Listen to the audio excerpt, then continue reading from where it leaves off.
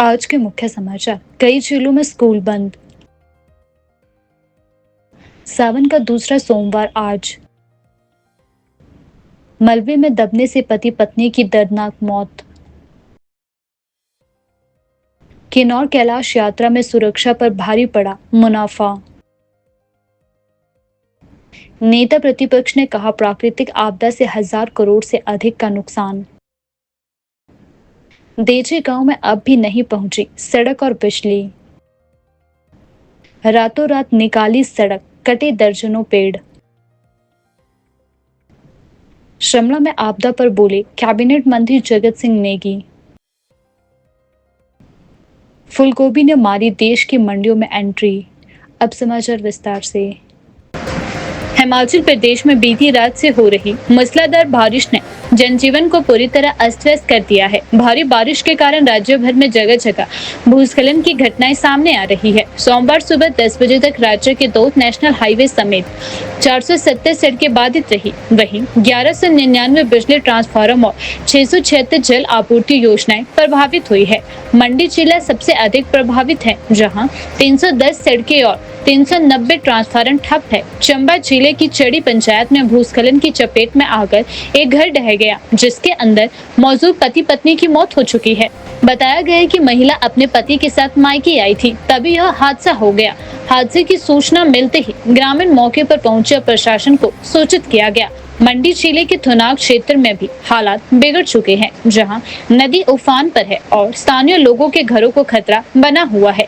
इस क्षेत्र में सभी शिक्षण संस्थान आज बंद रखे गए हैं। इसी प्रकार शिमला जिले के कुमारसेन, रोडू, जुपल, चौपाल, जलोग, सुन्नी और ठियोग में आज सभी स्कूल बंद रखने के आदेश दिए गए हैं। मौसम विभाग केंद्र शिमला ने अगले 3 घंटों के लिए शिमला, सिरमौर, चंबा, कांगड़ा और मंडी जिलों के लिए रेड अलर्ट जारी किया है। मौसम विभाग के अनुसार राज्य में 27 जुलाई तक भारी बारिश का सिलसिला जारी रहने का पूर्वानुमान जताया गया है। इस मानसून सीजन में 20 जून से 20 जुलाई तक बारिश से जुड़े हादसों में 125 लोगों की मौत हो चुकी है और 215 लोग घायल हुए हैं। अब तक 1385 घर और दुकानें, 952 गौशालाएं क्षतिग्रस्त हुई है, जबकि 1296 पालतू पशुओं की जान जा चुकी है। 34 लोग अभी भी लापता है। प्रशासन ने लोगों से अपील की है कि वे अनावश्यक यात्रा से बचें और पहाड़ी क्षेत्रों में जाने से परहेज करें। साथ ही सभी को मौसम विभाग द्वारा जारी निर्देशों का पालन करने को कहा गया है। नेता प्रतिपक्ष जयराम ठाकुर ने सोमवार को शिमला में पत्रकारों से बातचीत में कहा कि सराज, करसोग और नाचन क्षेत्रों में प्राकृतिक आपदा से 1000 करोड़ रुपए का नुकसान हो चुका है। उन्होंने मुख्यमंत्री से मंडी जिले के लिए विशेष आपदा पैकेज की मांग की है। जयराम ठाकुर ने कहा कि इन क्षेत्रों में बिजली, पानी और सड़कें बुरी तरह प्रभावित हुई है और सरकार संवेदनशीलता नहीं दिखा रही। उन्होंने कांग्रेस सरकार पर आपदा में अवसर ढूंढने का आरोप लगाते हुए कहा कि उनके प्रयासों से सराज में खोला गया बागवानी कॉलेज और पंचायती राज प्रशिक्षण केंद्र अब शिफ्ट किया जा रहा है। जयराम ठाकुर ने कहा कि सरकार मदद की जगह कार्यालय हटाने में लगी हुई है, जो दुर्भाग्यपूर्ण है। विषय था जिसको लेकर के आप सबके माध्यम से मैंने अपने सोशल मीडिया के माध्यम से लोगों तक पहुंचाने की कोशिश की कि मदद की आवश्यकता है और मदद आप दीजिए, आप दे रहे हैं, लेकिन मदद में पारदर्शिता हो, इस बात को सुनिश्चित करने की आवश्यकता है। अगर कोई भी आदमी गलत तरीके से इस आपदा का लाभ लेने की कोशिश करे, उनके खिलाफ कार्रवाई होनी चाहिए। सरकार इन सारी चीजों को लेकर के गंभीरता से विचार करे और खास तौर से मैंने इस बात के लिए सामाजिक संस्थाओं से आग्रह किया है कि आप डायरेक्ट जिसको मदद कर रहे हैं, इसमें कोई हमको दिक्कत नहीं है, आप मदद करें, लेकिन मदद सब लोगों तक पहुंचे। दूर दराज के इलाके में भी जो लोग जिनके घर चले गए हैं, जिनकी जमीन चले गई है, जिंदगी चले गई, उन परिवारों को भी पहुंचे और वहां पहुंचना उनको थोड़ा कठिन हो रहा है। और उसके लिए मैं एक जरूर बात कही है कि अगर वो कोऑर्डिनेशन में हमसे सहयोग मांगने की बात करें, हमारे पास वो सूची है प्रभावित परिवारों की, जिनकी जिंदगी चले गई, उनके परिवारों की भी है, जिनके घर पूर्ण रूप से डैमेज हुए, उनकी भी है, पार्शली डैमेज घरों की, वो भी हमारे पास है, एडमिनिस्ट्रेशन के पास भी है। अगर आप उनको मदद करना चाहते हैं, समाज के रूप में आपने डट करके खुल करके मदद की है, लेकिन अगर आप उनको फाइनेंशियली सपोर्ट करना चाहते हैं तो मैं निवेदन करना चाहूंगा कि वो संस्थाएं चेक के माध्यम से उन लोगों के अकाउंट में पैसे डालें। उसमें हम मदद कर सकते हैं कि सूची आपको उपलब्ध कराने की। अगर आपको आने में कठिनाई है तो आप नाम के बिना चेक अमाउंट के साथ भर करके दे सकते हैं, और जिन जिन लोगों को हमको लगता है कि पात्र लोग हैं, इनकी मदद होनी चाहिए, उन लोगों का नाम डाल करके हम वो चेक उनको पहुंचा करके उनकी मदद करने का रास्ता निकालेंगे। एक साफ सुथरा तरीका है, और उसे कर भी हमारे जिन संस्थाओं के साथ बातचीत हुई, उन्हें बहुत बड़े स्तर पर इस सुझाव को आग्रह भी किया, स्वीकार भी किया। उन्हें मदद की, चेक लाए और वहीं बैठाया, हमने बैठा करके नाम भरे, उन एक गांव के लोगों को उनको बुलाया, मदद उनके जो है वो चेक के माध्यम से करने का हमने एक रास्ता खोला है। मुझे लगता है कि ये साफ सुथरा तरीका है। बहुत सारी संस्थाएं अलग अलग तरह से मदद कर रही हैं, मदद की जरूरत है, मैं इस बात से सहमत हूं। 2 महीने के बाद सर्दी का मौसम शुरू होगा। अभी जो लोग शेल्टर होम में रह रहे हैं, शेल्टर होम का मतलब जो टेम्परेरी शेल्टर होम है, वैसा नहीं है कि कोई कंस्ट्रक्टेड ऑलरेडी जो एग्जिस्ट करता है, कहीं भी वो जहां ठहरने की जगह, उनका क्या होगा, वो कहां ठहरेंगे। और ये बहुत बड़ी, मैंने कहा कि 500 फैमिलीज,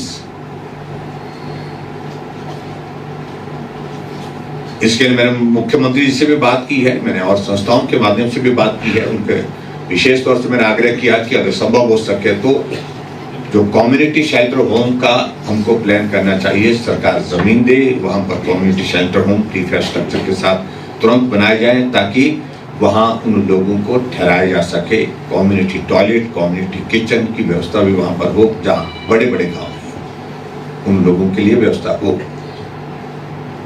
मैं उम्मीद करता हूं कि सरकार इस पर काम करेगी। हमने प्राइवेट सामाजिक संस्थाओं से भी, एनजीओ से भी बात की है, और कुछ लोगों के साथ हम संपर्क करने की कोशिश कर रहे हैं कि जो इस काम को करते रहते हैं CSR के अंतर्गत कंपनी, वो उसमें मदद करें। इसके लिए भी मैं निवेदन किया। एक और निवेदन का विषय था जिसको लेकर के आप सबके माध्यम से मैंने अपने सोशल मीडिया के माध्यम से लोगों तक पहुंचाने की कोशिश की कि मदद की आवश्यकता है, और मदद आप दीजिए, आप दे रहे हैं, लेकिन मदद में पारदर्शिता हो, इस बात को सुनिश्चित करने की आवश्यकता है। मुझे लगता है कि ये साफ सुथरा तरीका है। बहुत सारी संस्थाएं अलग अलग तरह से मदद कर रही हैं, मदद की जरूरत है, मैं इस बात से सहमत हूं, लेकिन इसमें मदद में भी ईमानदारी बहुत आवश्यक है। एक और मैंने आप सबके माध्यम से अपील की कि जो ऐसे लोग जो हमारे लिए इस संकट की घड़ी में मदद कर सकते हैं, जिनके पास मशीनें हैं, JCB है, पोकलेन है, टिप्पर है, किस प्रकार के हैं, क्योंकि सरकार प्रयास तो कर रही है। जो लेवल वहां पर डैमेज का जो स्केल है वो बहुत ज्यादा है। इन सड़कों को रिस्टोर करने में साल लग जाएगा, सालों लग जाएंगे,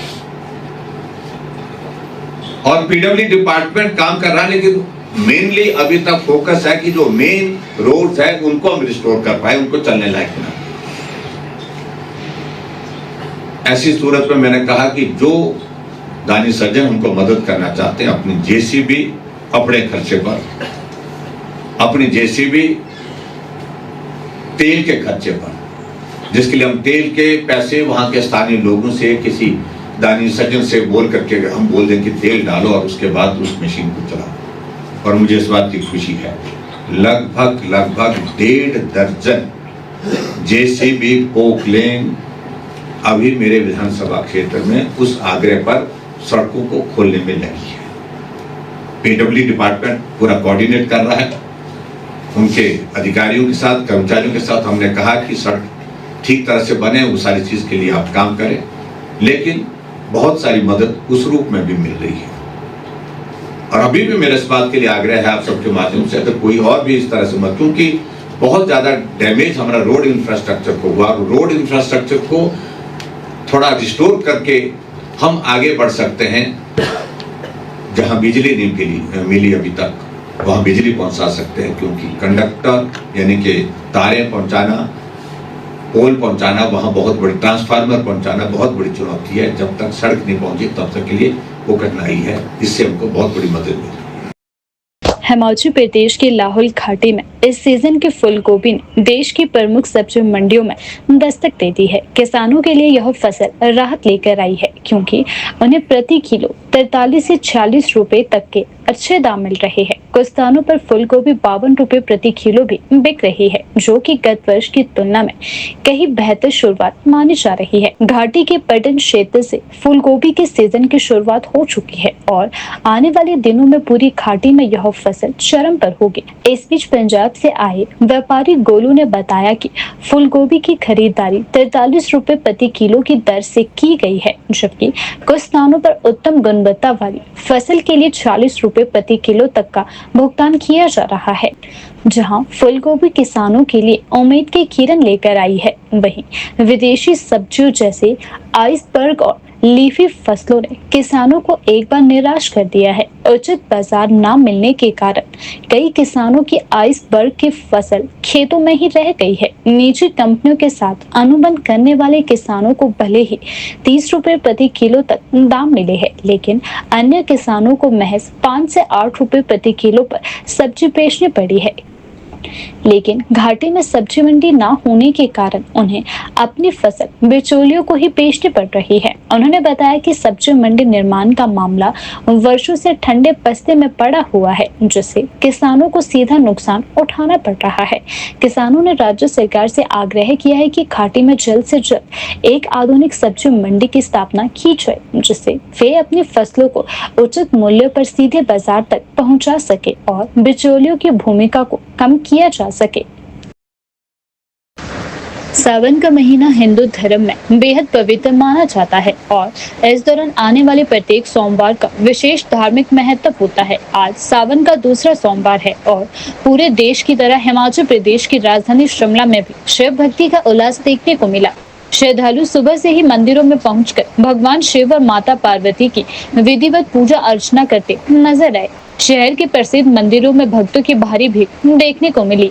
भक्तों ने व्रत रखकर भगवान शिव का गंगाजल, दूध, दही, शहद और बेलपत्र से जलाभिषेक किया और ओम नमः शिवाय का जाप करते हुए पूजा संपन्न भी की गई। श्रद्धालुओं ने बताया कि सावन सोमवार का व्रत रखने से जीवन में सुख, शांति और समृद्धि आती है। वहीं मंदिरों में विशेष भजन, कीर्तन और सावन सोमवार व्रत कथा का पाठ भी किया गया है। ज्योतिषाचार्य की मान्यता है कि सावन सोमवार का व्रत तभी पूर्ण होता है जब भक्त व्रत कथा का पाठ करे। यह कथा भगवान शिव और माता पार्वती के विवाह, तप और कृपा की महिमा को दर्शाती है। पूरे शहर में भक्ति और श्रद्धा का वातावरण देखने को मिला। भक्तों ने शिवलिंग पर जल अर्पण करते हुए अपने परिवार के लिए मनोकामनाएं की।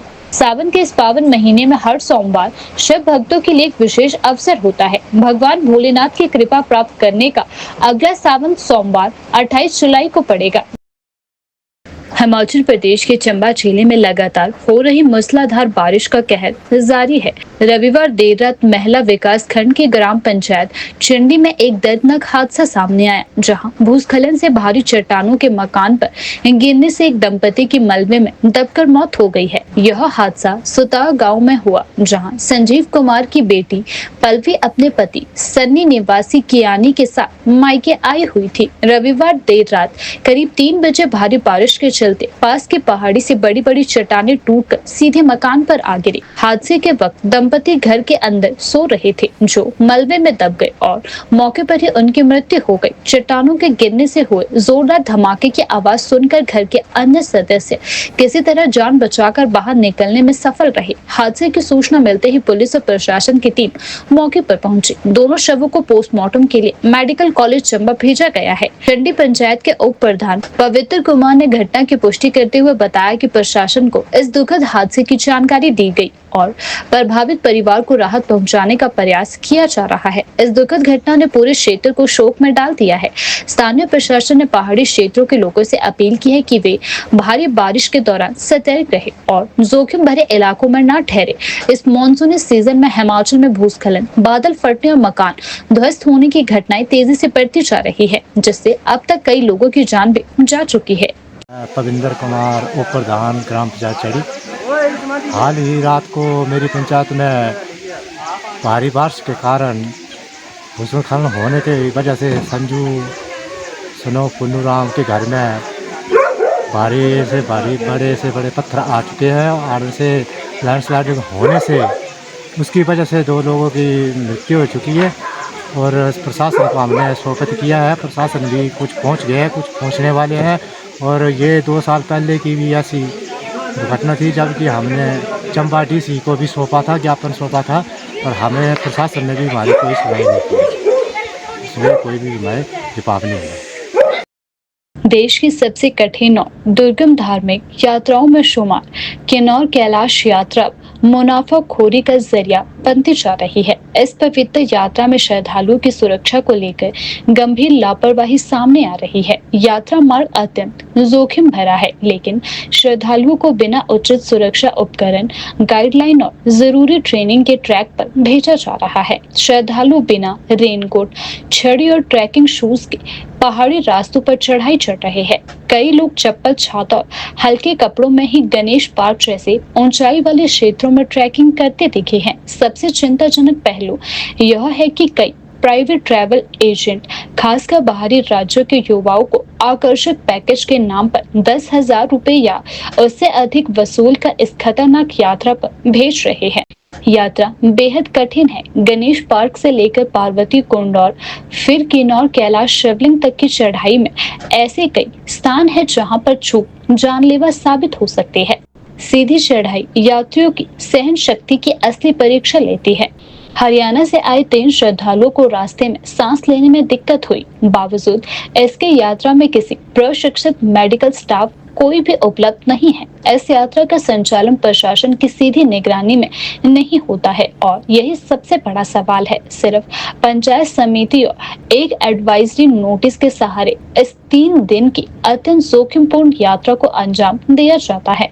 यह सरासर श्रद्धालुओं की सुरक्षा के साथ खिलवाड़ माना जा रहा है। मुंबई से आए 14 लोगों के एक ग्रुप ने बताया कि वे कुल्लू के एक ट्रैवल एजेंट के माध्यम से 10,000 रुपए प्रति व्यक्ति खर्च कर यात्रा पर आए, लेकिन उन्हें किसी भी प्रकार की सुविधा प्राप्त नहीं हुई है। रात 2 बजे गणेश पार्क से शुरू हुई यात्रा में उन्हें सीधे तंग रास्ते और जानलेवा रास्तों से गुजरना पड़ा, जहां जरा सी चूक भी गंभीर हादसा हो सकती थी। किन्नौर कैलाश यात्रा आस्था का प्रतीक है, लेकिन इस आस्था के आड़ में हो रही लापरवाही और मुनाफाखोरी आने वाले समय में किसी बड़ी त्रासदी को न्योता दे सकती है। समय रहते प्रशासन को चाहिए कि वह इस यात्रा के लिए सुरक्षा मानक तय करे, ट्रैवल एजेंट्स पर नियंत्रण लगाए और श्रद्धालुओं को सुरक्षित यात्रा का भरोसा दिलाए।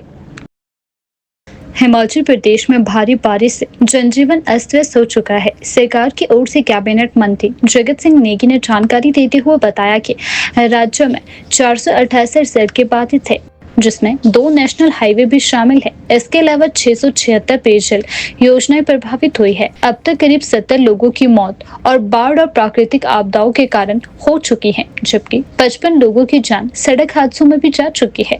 प्रेस वार्ता में मंत्री ने नेता प्रतिपक्ष जयराम ठाकुर पर लगाए गए आरोपों का करारा जवाब देते हुए कहा कि विपक्ष के नेता बाल की खाल निकालने में माहिर है।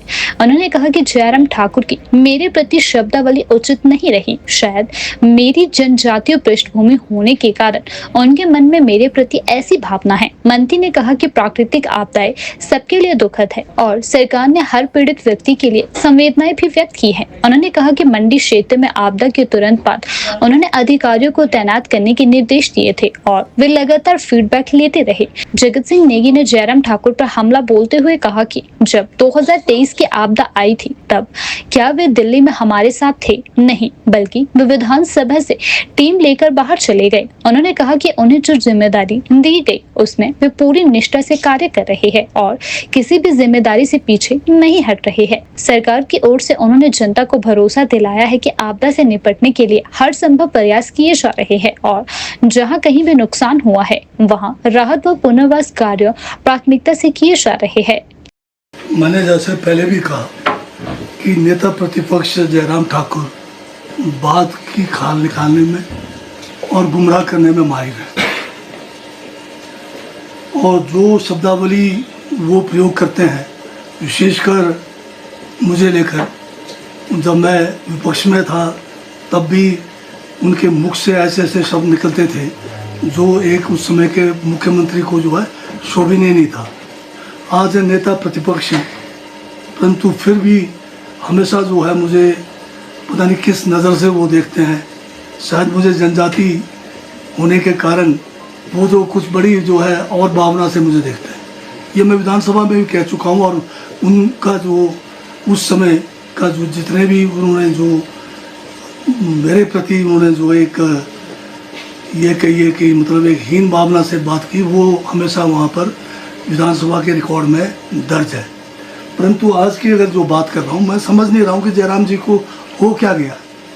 प्राकृतिक आपदाएं आती हैं जाती हैं, ये कोई एक इलाके से संबंधित नहीं है।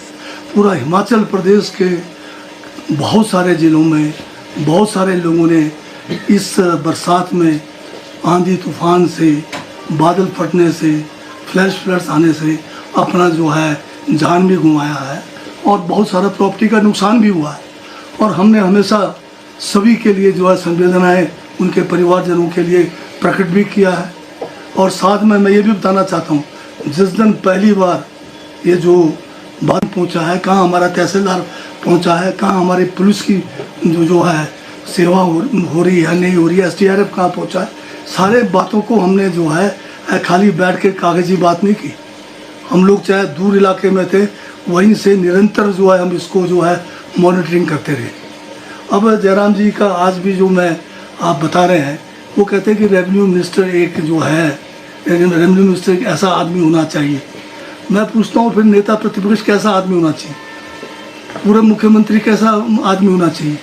क्या ये आदमी जो पूर्व मुख्यमंत्री है, क्या ये आदमी जो आज नेता प्रतिपक्ष है भूल गए जिस दिन पूरे हिमाचल प्रदेश में प्राकृतिक आपदाएं आई, उस समय दिल्ली जाने के लिए कहा तो आए हमारे साथ? क्या उस समय विधानसभा में जब हमने प्रस्ताव पारित किया कि हिमाचल को जो है प्राकृतिक आपदा जो है इमरजेंसी घोषित किया जाए, उस समय ये विधानसभा से बाहर अपनी पूरी टीम को लेकर चले गए? तो जब इतना असंवेदनशील जो है नेता प्रतिपक्ष है, वो उनके बोलने से नहीं होता है, चले गए हैं। सरकार जो है हमारे माननीय मुख्यमंत्री के नेतृत्व में बढ़ चढ़कर जो है लोगों को राहत दे रहे हैं। हिमाचल प्रदेश के सराज विधानसभा क्षेत्र के अति दुर्गम पंचायत पखरैर के गांव देवजी में आपदा के 20 दिन बीत जाने के बाद भी सड़क और बिजली जैसी मूलभूत सुविधाएं बहाल नहीं हो सकी है। 30 जून की रात को आई भीषण बारिश, बाढ़ और भूस्खलन ने इस पूरे क्षेत्र को झकझोर कर रख दिया है। अब भी ग्रामीण अपने जख्मों के साथ बुनियादी मदद का इंतजार कर रहे हैं। आपदा के दौरान देवजी गांव और आसपास के इलाकों से 11 लोग लापता हो गए थे, जिनका अब तक कोई सुराग नहीं लग पाया है। एक ही परिवार के 5 लोग अपने घर सहित सैलाब में बह गए। ग्रामीण बताते हैं कि शायद ही ऐसा कोई घर बचा होगा जिसे इस त्रासदी से कोई नुकसान ना पहुंचा हो। कई मकान, खेत, गौशाला, पॉली हाउस, बाग बगीचे तबाह हो चुके हैं। हालांकि प्रशासन द्वारा पखरैर पंचायत घर तक सड़क बहाल कर दी गई है, लेकिन देवजी जैसे सबसे ज्यादा प्रभावित गांव अभी भी सड़क से नहीं छुट पाए हैं। हालात यह है कि ग्रामीण राशन और जरूरी सामान पीठ पर उठाकर कई किलोमीटर दूर से ला रही है। राहत सामग्री आपदा के 5वें दिन 4 जुलाई को ही पहुंच सकी थी, जब NDRF की टीम कई घंटे पैदल सफर करने के बाद वहां पहुंची थी। पंचायत प्रधान मोनिका ठाकुर ने बताया कि उनकी पंचायत में कुल 406 परिवार है और सभी आपदा से प्रभावित हुए हैं। उन्होंने जानकारी दी है कि 70% सेब की फसल बुरी तरह नष्ट हो चुकी है। सैकड़ों पॉली हाउस जमींदोज हो गए, 9 मकान चेलम घाट खड्ड में समा गए, 48 मकान इससे क्षतिग्रस्त हुए हैं कि उनमें रहना असंभव है। बिजली पूरी तरह ठप है और पानी की आपूर्ति आंशिक रूप से बहाल हो पाई है। जहां सरकार और प्रशासन की टीम लगातार कार्यों में जुटी हुई है, वहीं स्थानीय लोग और पंचायत अपने स्तर पर गांव के रास्तों को साफ करने और चलने लायक बनाने की कोशिश कर रहे हैं। देजी गांव के लोग अब सरकार और प्रशासन से मांग कर रहे हैं कि जल्द से जल्द गांव को सड़क और बिजली सुविधा से जोड़ा जाए ताकि राहत कार्य और जीवन की सामान्य गति दोबारा शुरू हो सके। सराज क्षेत्र की पखरैर पंचायत के देजी जैसे गांव आपदा के 20 दिन बाद भी अंधेरे और असहायता के साए में जी रहे हैं। जहां एक तरफ राहत व बचाव कार्यों की सराहना की जा रही है, वहीं दूसरी ओर ऐसे दुरुस्त गांव की अपेक्षा राज्य के आपदा प्रबंधन तंत्र पर सवाल खड़े करती है। राजधानी शिमला के समीप स्थित कोटी रिजॉर्ट द्वारा कथित रूप से रातों रात सड़क निकाले जाने और दर्जनों पेड़ों की अवैध कटाई का मामला इन दिनों सामने आया है। इस कार्यवाही की न तो स्थानीय बलदेहा गांव के लोगों को सूचना दी गई और न ही ग्राम पंचायत प्रधान को। स्थानीय ग्रामीणों का आरोप है कि रिजॉर्ट प्रबंधन ने चालाकी दिखाते हुए रात के अंधेरे में जेसीबी और अन्य मशीनरी से वन क्षेत्र में अवैध रूप से सड़क निकाली, जिससे कई हरे भरे पेड़ों को काटा गया है। ग्रामीणों का कहना है कि यह सब कुछ प्रशासन और वन विभाग की मिलीभगत या लापरवाही से हुआ है। ग्राम पंचायत बलदेहा की प्रधान ने भी स्पष्ट किया है कि इस कार्य की कोई पूर्व सूचना प्रधान को नहीं दी गई और न ही इसकी कोई अनुमति पंचायत स्तर पर भी ली गई हो। उन्होंने इस मामले की जांच की मांग की है और कहा है कि यदि यह अवैध निर्माण पाया गया तो कड़ी कार्यवाही होनी चाहिए। इस पूरे मामले ने वन संरक्षण कानूनों की अनदेखी और स्थानीय प्रशासन की भूमिका पर सवाल खड़े कर दिए हैं। अब स्थानीय लोग डीएफओ और जिला प्रशासन से सख्त कार्यवाही की मांग कर रहे हैं। ये देखिए होटल वालों की दादागिरी, रातों रात रोड कट दिया और फॉरेस्ट वाले पता नहीं कहाँ सोए हैं। एक गरीब अगर एक पेड़ काट ले तो डिपार्टमेंट वाले घर पहुंच जाते हैं। पूरी रात में रोड निकल गया, 20 से 25 पेड़ कट गए, पर डिपार्टमेंट वाले पता नहीं कौन सी गहरी नींद में है। सरकार का भी समझ से परे नहीं है कि कहाँ सोए है। और ये देख सकते हैं निचला रोड को भी इन्होंने मिट्टी डाल दी यहाँ से, ये देख इस तरीके से। और डिपार्टमेंट वाले कौन सी गहरी नींद में सोए हैं, बस ये समझ नहीं आ रहा। और आर.के. नंद साहब का होटल है जिन्होंने ये रोड रातों रात कट दिया। हम ये चाहते हैं कि किसकी इजाज़त से हुआ ये रातों रात जो रोड निकला। और प्रधान जी भी मौजूद है हमारे साथ। और फॉरेस्ट वाले कौन सी गहरी नींद में है, ये समझ से परे है। फॉरेस्ट वालों का समझ से परे कौन सी गहरी नींद में सोए है। गरीब एक पेड़ काट ले तो घर पहुंच जाता है डिपार्टमेंट। यहाँ 25 से 30 पेड़ कट के पर डिपार्टमेंट सोआ है गहरी नींद में।